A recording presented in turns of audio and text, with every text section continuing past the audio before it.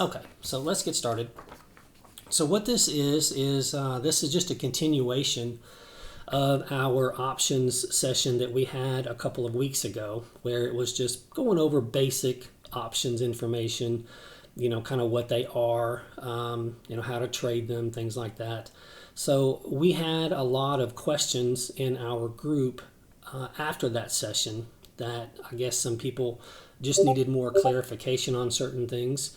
We are going to go over today, we're going to go over a couple of different common option strategies. We're going to go over the straddle and we're going to go over the strangle. I think you guys will like those if you're not aware of what they are. But before we do that, before we get into those two strategies, let's answer some of those questions that came up in our group. So that we can make sure that everybody's on the same page and we have good solid clarifications. So one of the questions was, if you purchase a call option, for example, do you have to buy the shares? Well, the answer to that is no, you do not. So whenever you buy a call option, you have the right but not the obligation to purchase those shares, right? So, keep in mind that when you purchase one call option, that gives you the right but not the obligation to purchase 100 shares at that strike price, right? And if you purchase one put option, it gives you the right but not the obligation to sell 100 shares at that strike price. So that's the differences, but that question was brought up. Some people were under the impression that if you purchased a call option that you have to buy the shares. That is not the case at all. Okay, so the next thing that came up is we had this happen with a couple of different people in the group where they bought a put and the stock price actually went down and the put value went up, but their position was red. And they're like, hey, what happened here? Why, this is exactly what I thought it was going to do. The stock price went down, the put value went up, but I'm red in my position. Why is that? Well, what happened is those people inadvertently shorted the put. So you can short a call and you can short a put, right? So that those people accidentally shorted the put, which really basically means that you're betting on the put price to decrease in value, right? Or the underlying stock price to increase in value, right? Because you shorted the put. So just make sure and be careful whenever you're buying these calls and you're buying these puts. Make sure you're buying and you're not selling first, right? If you buy first, then you're long. If you sell first, then you're short. So just make sure that you're clicking on the right price. Okay. The next question was that we had several people ask is, do I have to hold my option all the way to expiration? The answer is no. And as a matter of fact, it would be a pretty rare case that you would want to do that. Okay. And let me explain why. So when you exercise an option, you're going to gain all of the intrinsic value that it has, right? And what do I mean by intrinsic value? We went over this a couple of weeks ago in options number 1 session, but I'll go over it just real quick. So the intrinsic value, so let's say that you bought a particular call, right? And the price of that call was $50. And now, or I'm sorry, not the price of the call. The stock price was currently trading at $50 when you bought the call, right? Well, now the stock price is trading at $55. So you have $5 intrinsic value, okay? So when you exercise an option, you'll gain that intrinsic value, but you'll lose any existing extrinsic value. And the extrinsic value is going to be implied volatility. It's going to be your time value, right? So let me give you just a quick example of that. If you owned let's say that same call option, and the stock was trading at $50, your strike price was $50, and now the stock is currently trading at $55, right? So you have an intrinsic value of $5, which, if you use your multiplier time 100 for the options, you're looking at, your profit currently on the intrinsic is $500, right? So let's say that current call option price that you have is $10. Well, because you have an intrinsic value of $500, right? Well, the other $500 is coming from the extrinsic value. Well, when you exercise that option, you're going to lose that $500 extrinsic value. You're only going to have the $500 intrinsic value. So you're going to basically cut your profit in half. So in most cases, I don't know what the percentage is, but it's way up there. In most cases, you're never going to exercise that option. You simply are looking for the increase in value of the option, then you sell it at a profit before expiration, right? Because obviously the longer you hold that option, the less value it's going to have in time value, right? The intrinsic value may be going up, but your extrinsic value will be going down. Okay, so so let's go over this one more time here. So if you were to exercise that same scenario, right, where you would be able to purchase 100 shares of that stock, right, which is currently trading at $55 per share, and you have a strike price of $50. So you can purchase 100 shares at $50. So you're getting basically a $500 value, right? But you're going to give up the other $500 of extrinsic value. So most option traders, they're merely, like I said, looking to make profit off of the increase in premium for that option, and rarely, if ever, exercising. Okay, another question that we had was, does the stock have to reach the strike price in order to make a profit? That's a great question, and it does not. Okay, the value of your call or put can increase or decrease in value without ever reaching its strike price, right? Let me show you guys an example. Let's just use this apple here real quick. Let's go to all products. Actually, let's go back here one more time. Let's go to on demand. December 6th, 8:30, that's fine. Okay, so let's pause that. Let's go look at our options here. So we're currently trading at 164 bucks on Apple. This was on Monday of last week. So let's say we want to buy this $170 call option here. Okay.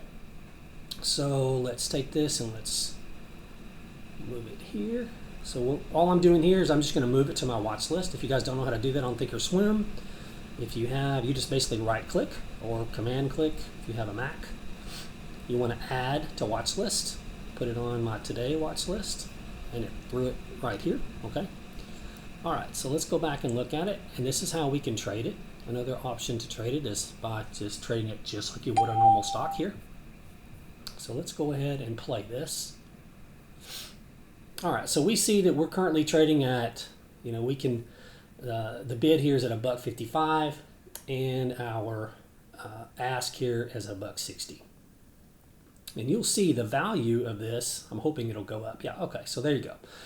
So now our bid and asks are moving up, 164. Let me fast forward this. It goes a little faster. So you can see, even on the chart, right, that its value is moving up, right? So let's say that we bought it down there, whatever that was, I don't remember what it was, 157.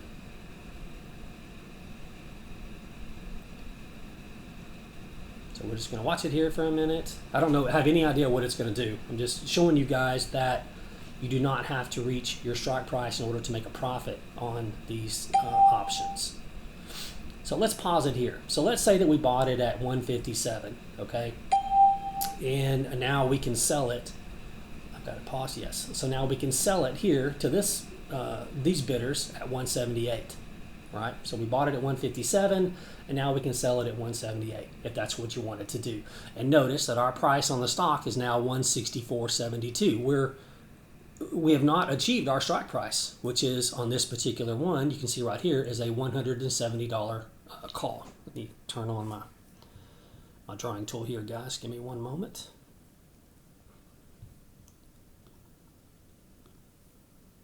Okay, so right here, this is our call, right? We have a $170 call that expires on 17 December, okay?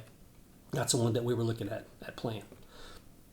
We could have bought it, I think I saw when it opened at like 157, and now we can sell it for 178. Never hit our strike price, but we still made profit on that particular call. So hope that makes sense and answers that question. You do not have to reach the strike price in order for you to make profit. You do not have to hold your calls or puts all the way to expiration. You can scalp them. You can buy it and sell it 3 minutes later if the profit is enough that that you want to take that profit.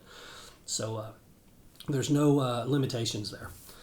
Just keep in mind, whenever you are buying and selling these options, just make sure that you are covering whatever fees that your broker may charge. I'm sure they vary across all different brokers. I know for Thinkorswim, for just regular options, we're not talking futures, just regular stock options, they are 65 cents per option. Okay, and that's for a round trip. So just make sure, if you buy 10 call options, just make sure that you're at least above that $6.50 mark, so you're actually in profit. Okay, so let's go over these a couple of different those that answered kind of all the questions that we had the last couple of weeks in the group that people wanted clarification on, and we may have some more, and that's fine. We can address those later. So let's go over a couple of these different strategies. These are pretty common strategies and some that I think you guys might find fairly useful. So the first one we're going to talk about is called a straddle. Okay, we're going to look at long positions here just to make things easy. There are several different ways that you can play these. So what a straddle is it's basically you're taking a neutral position. And when would you use this strategy? Well, you would use this strategy when you're expecting a significant move in the stock, but you're not sure which direction it's going to go. If it's going to go significantly up or significantly down. Well, why would a stock go significantly up or down? Well, maybe you want to play earnings, or maybe you want to play PDUFA, right? Y'all all know how I feel about playing those two, but in this particular situation, you can limit your downside, right? Because if you're not sure which direction it's going to go. So let's say that you're expecting the stock, to move significantly once the news hits, right? But you're not sure if the earnings, let's use earnings here, right? If you're not sure if the earnings are going to be good or bad. So how this is done, well, first let me cover it. So basically this strategy, it has a limited risk, but it has an unlimited profit potential. And I'll tell you why here. So this strategy is done by you would purchase calls and puts at the same strike price as well as the same expiration. The same exact strike price. And you want to purchase the same amount of calls and puts. So if you're going to do 10 calls, you want to do 10 puts.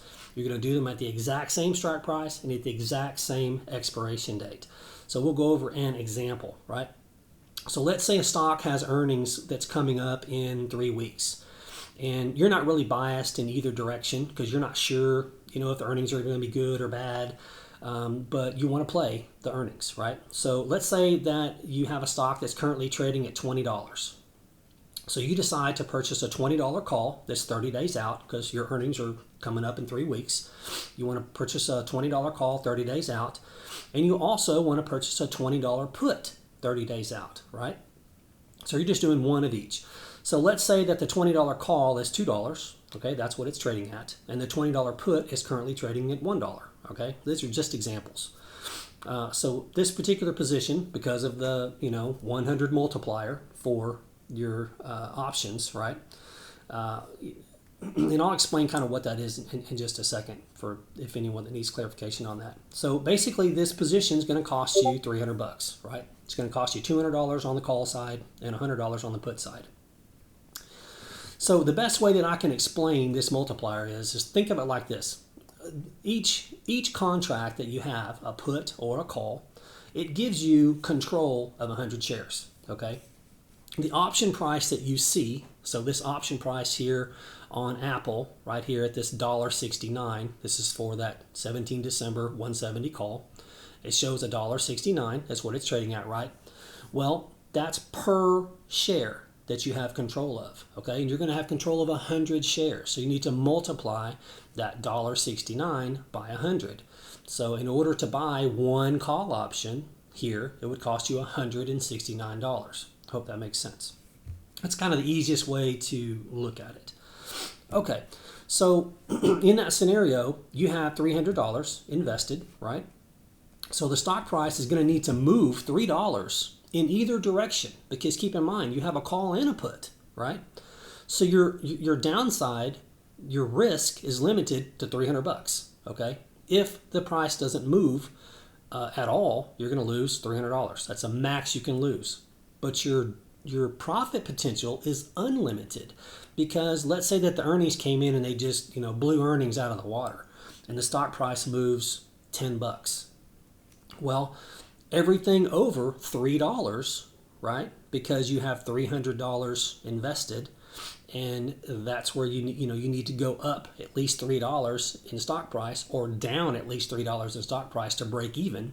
Anything above that or below that, then that's going to be profit for you. So you would have made, in this particular case, if it moved $10, you would have made $700 on that particular trade, because it moved up $10. You made $1,000, but you had $300 invested, $700. Now there are some other things that can change. The value of that, not necessarily just with it going up. There are other things that can change that, and that's where the Greeks come in. And we're going to go over that. That's a whole nother session. We'll go over that again on our very next session.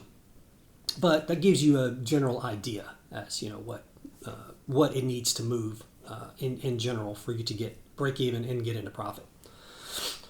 So that's a really good example for those people that want to be able to play a PDUFA or play an ER, but they're not really sure if it's going to be FDA approved, or if it's going to get a CRL, or if earnings are going to be a beat, or if earnings are going to be a miss. But you want to play that significant move. And why do you want to play that? Well, maybe the last 2 or 3 earnings that you've looked at on that particular stock, whether it was positive earnings or negative earnings, it moved significantly. Right? There was a really large move. A lot of times we see that, of course, even with PDUFAs. Sometimes we see if we get an FDA approval, that it significantly moves in the up direction, and if we get a CRL, it significantly moves in the down direction. Just make sure and do the math, and that that where you think it may move in either direction, that you have enough room there to be profitable. Okay, so let's talk about a strangle now. This is the second strategy that we'll go over here. So a strangle, think of it just like a straddle, okay, but it's biased in a direction, okay. The only difference is that you're going to buy a call. So let's say the direction you think it's going to go is up, okay. Let's say that there's earnings coming out again, and you think that the earnings are going to be positive. So the straddle, what we talked about before, there was no really biased direction there. Well, with a strangle, you have a biased direction. So this is another strategy you can use when you do think it's going to go in a certain direction. The only difference is that you're going to buy, if you're thinking that it's going to go up, you're going to still buy that same call. So let's take that same example. You're going to play earnings. It's coming up in 3 weeks. You think the earnings are going to be positive. So let's take that same stock. Let's say it's trading at $20. So you're going to purchase the $20 strike price call 30 days out, right? And you're going to buy puts 30 days out. But instead of doing buying a $20 put, you're going to buy $15 puts or $12 puts or whatever else, something below that $20, because you're biased to thinking that it's going to go up. You are thinking the earnings are going to be good, but you want to limit your downside just in case they aren't good, right? So how would that change your trade? Well, the $15 strike price puts are going to be obviously cheaper than the $20 strike price puts, right? So let's say that those same calls, they're still $2, but now the puts are 50 cents instead of being $1, because they're $15 puts, not $20 puts.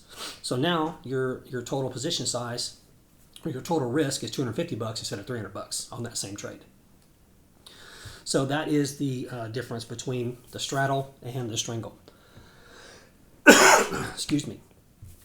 Okay, that is all I have for this session. It was I didn't want to put too many different things in there, because I want to kind of take these options, because they can be a little more confusing. I want to take them just a step at a time and go over, a couple of different strategies, maybe with each one, explaining some different things with each session that we have. I just don't want to get, too much information overload, where, not everybody's able to get it all down, because they are quite a bit different than trading stocks. There's just a lot more variables in them.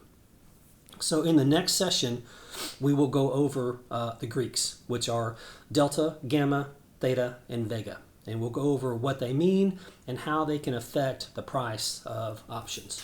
So I'm going to stop the recording here and we'll get to some questions.